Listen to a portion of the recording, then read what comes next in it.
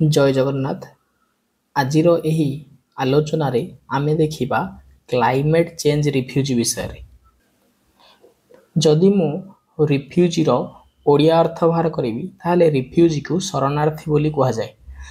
Climate change refugee कौन ना जलवायु परिवर्तन कारण जो शरणार्थी समस्या सृष्टि होती ताको क्लाइमेट चेंज रिफ्यूजी बोली कहा जाए।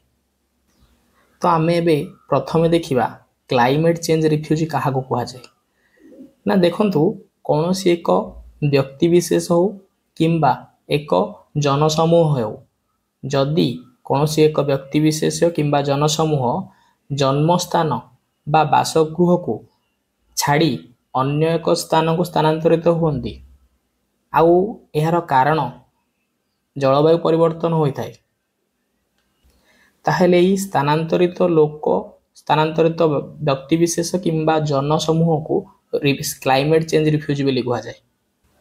आउ थरे कहूची ना जलवायु परिवर्तन कारण जदि कौन सी एक जनसमूह निज जन्मस्थान बा बासगृह को त्याग करी अन्य एक जगह को स्थानांतरित हुअନ୍ତି सही जनसमूह को क्लाइमेट चेंज रिफ्यूजी बोली कहा जाए।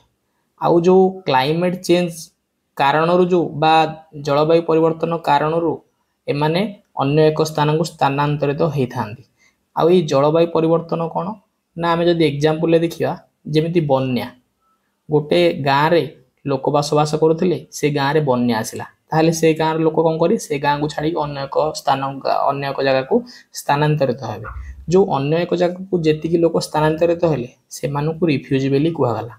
आउ ये क्लाइमेट जलवायु परिवर्तन कारण यही स्थानांतरित होइतिबा को एई लोक मानू क्लाइमेट चेंज रिफ्यूजी बोली कहगला। तो जो जलवायु परिवर्तन हो पारे तार एग्जांपल जदि देखिया बन्या कारण हो पारे मरुड़ी कारण हो पारे कहीं जदि गोटे ग्राम जनबसती कृषि उपर निर्भरशील अच्छी आउ से एरिया रे ठीक भाव में वर्षा नहला ताहले से जनबसती कौन करेंगे ना से स्थान छाड़ी अन्य एक स्थान को स्थानांतरित हेबे। जेमिति गोटे आउ एक एग्जांपल देखिबा समुद्रर जलस्तर बढ़िया सपोज एग्जांपल कि किछि लोक आइलैंड रे बास करछन्ती आइलैंड द्वीपर बास करछन्ती द्वीपर कौन ना चारिपटे जल मझिरे स्थल थाए जदि द्वीपर समुद्रर जलस्तर वृद्धि है ताहले द्वीपर जो जनबसती बसवास कर जीवन प्रति विपद आसला कहीं जलस्तर वृद्धि है फल द्वीपटी पानी भितर बुड़ी जीवार संभावना रहा तो सही जनबसती मैंने कौन कले ना से द्वीप को छाड़ी अन्य एक स्थान को स्थानांतरित है। तो समुद्र जलस्तर बढ़ू किंबा बन्या हो किंबा मरुड़ी बढ़ू यही कारण जनबसती कौन करती ना निज जन्मस्थान व बासगृह छाड़ी अन्य एक स्थान को स्थानांतरित हुअନ୍ତି आउ यह सब क्लाइमेट बा जलवायु परिवर्तन कारण हो पारे तेणुक ये जो रिफ्यूजी तांको कहा जाए क्लाइमेट चेंज रिफ्यूजी बोली कहा जाए। आउ ये क्लाइमेट चेंज रिफ्यूजी टेम्पोरारी भी हो पारती आउ परमानेंट भी हो पारती जदि बन्या परे जदि स्थानांतरित होइथिबा रिफ्यूजी निज जन्मस्थान को फेरी आसीबे ताहले ताको टेम्पोरारी रिफ्यूजी बोली कहा जिवो। किंतु बन्या किंबा प्राकृतिक विपर्यय परे जदि कौनसी जो स्थानांतरित होइथिबा रिफ्यूजी निज जन्मस्थान को किंबा बासगृह को न फेरंती ताहले ताको परमानेंट रिफ्यूजी बोली कहा जिवो। आमे एबे देखिले प्राकृतिक विपर्यय कारण जनबसती गोटे स्थान अन्य एक स्थान को स्थानांतरित होती जहाँ रिफ्यूजी बोली कहा जाए बा प्राकृतिक विपर्यय कारण स्थानांतरित होता को क्लाइमेट चेंज रिफ्यूजी बोली कहा जाए।